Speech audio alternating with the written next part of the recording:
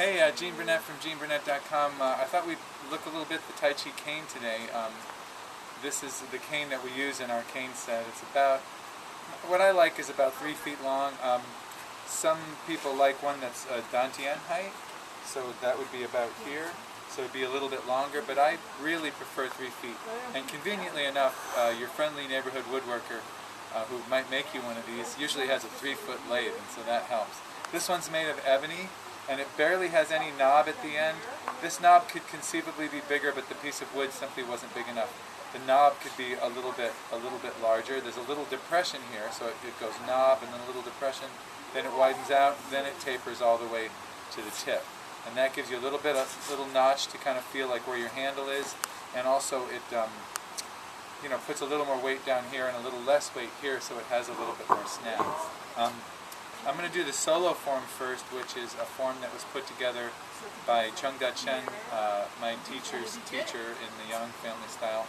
He's always said that if you were walking around with a sword in your hand, people would think you're crazy, but if you walk around with a cane, they think you're a gentleman. So he would walk around Vancouver with his cane and practice when nobody was looking.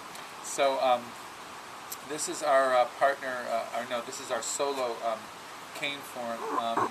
It has movements from the double-edged sword and some movements from the broadsword and some movements that are strictly cane. Each weapon sort of teaches its own thing about Tai Chi. The curved broadsword teaches you about circular patterns of motion that slash around you like this. The double-edged sword is about the tip, so it's about extension to the tip.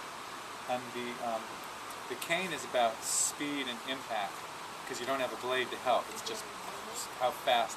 I don't pretend to be a stick fighting expert or anything like that. If you want to do stick fighting for real, I recommend any of the Filipino stick fighting arts. They're some of the best and badass stick fighters I've ever seen. But this is a tool to learn about Tai Chi, basically. So, and also it has a little practical self-defense application, because you could consider this like an umbrella or any kind of a stick or cane or anything that you could grab. Correlates to something that you could pick up like a club or something.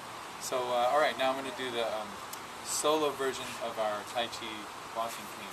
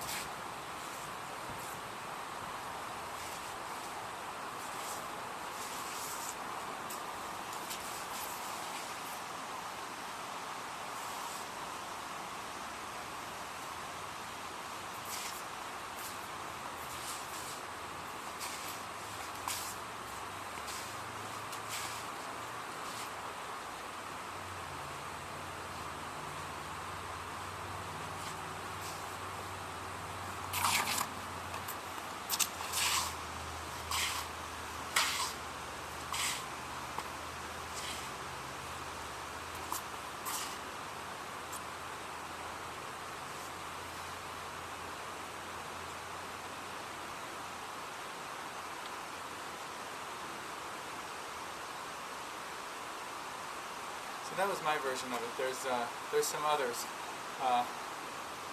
that for some reason the cane form has a decent amount of variability, and so my teacher does a version, and other students of Master Tchoung's have different versions of it, but they're basically around that basic idea. I think the form actually changed over time because it was something he put together later in his life, and so people got different versions of it. But so that's our solo Tai Chi cane form. Okay, hey, okay, we're back. Now we're going to do the partner Tai Chi Cane set. This form actually comes from an Aikido Partner Staff Form that my teacher Andy adapted to cane. So it comes from Aikido, so it's got some of that moving into the negative space that the other person's attack creates, but it's also got a lot of flow and smoothness and all the Tai Chi principles, good posture, relaxation, loose joints, and all that good stuff. So we're going to run through it once really slowly and really carefully, and then we're going to pick up speed a little bit, and then we're going to, you'll notice that in this form we come to this place a few times, and then we come to this place a few times. Every time we come to those places, we can switch to, those places mark the end of sections in the form, and every time you come there you can switch and mix and do it with a different section that comes off of that same place. It's kind of like modules that all finish in the same move. So you can do, every time we come here, once we start mixing and matching, I can go for the wrist, which stimulates that move, or I can go for the knee, which stimulates that move, or I can hit it aside and go for this, which stimulates that move. In the form we do it in a set order, but once we break it up, we can do mix and match and do those sections in random orders. Also, every time we come to this position, one of us can decide to switch sides and signal it that way, so we switch to left-handed. So let's start with just doing the orthodox, nice and easy version.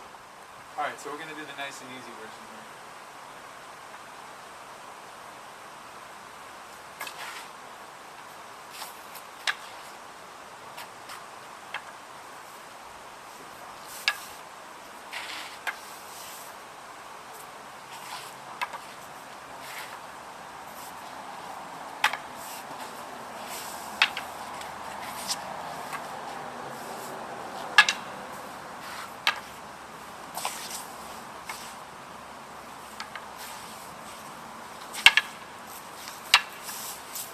Now we're switching and repeating.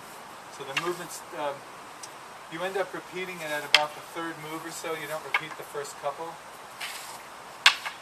So you run through the form and you get to a certain place like right here, and now we're switching sides.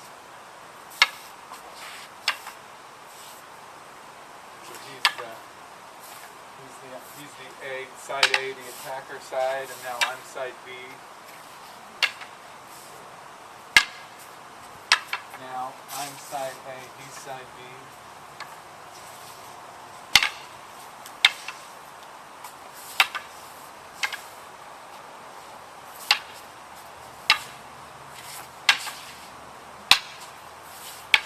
Now we're going to pick up speed a little bit.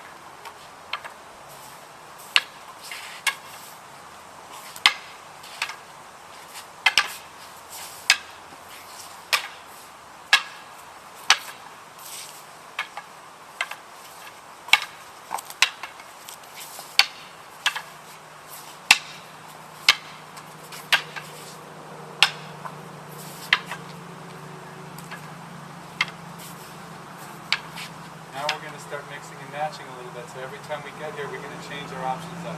When you do it the orthodox way, you just have one option here. He's going to go for my knee. But now we're going to start playing, so I can go for his knee.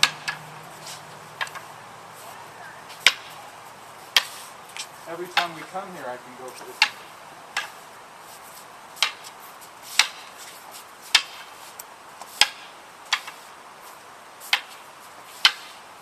Or I can hit it away.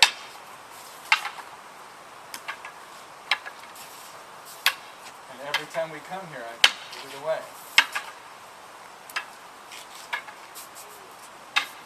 Or I can go for his wrist. And every time, oops, there we go.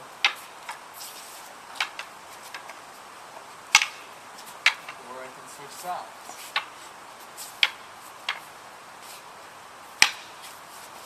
Every time we come here, I have the option of switching sides, or I have the option of going for the leg, or I have the option of going for the wrist. Oh, sorry, leg. Yeah, you did. Or I have the option of going for the wrist, or I have the option of hitting your head. So we can just mix and match now and do whatever we feel like doing every time we come to that place. Here. Ooh. Oh, that was me. Alright, so here.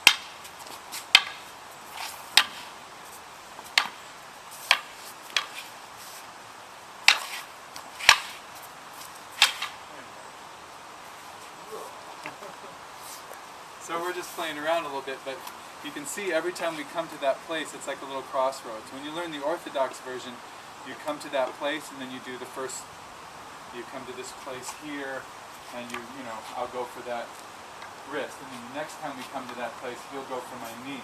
And the next time we come to that place when I'm over here, I'll go for that. But once you know the form, you can just pick it up at that place and go to whichever one you feel like going to.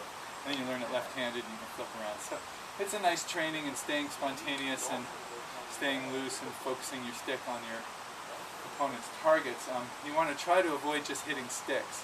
What you want to do here is your target is always flesh, right? I'm aiming for flesh. And he's going to do his move to get away from it. And I'm aiming for flesh. And he's going to do his move to get away. And I'm aiming for flesh. I'm not aiming for a stick, right? So it can get that way sometimes. If you go a little fast and you want to be careful not to hit your partner, you can kind of aim for the stick. But ideally, we're going for flesh, and you make the person block. And that way it looks more like a spontaneous conversation and less like, you know, Tai Chi.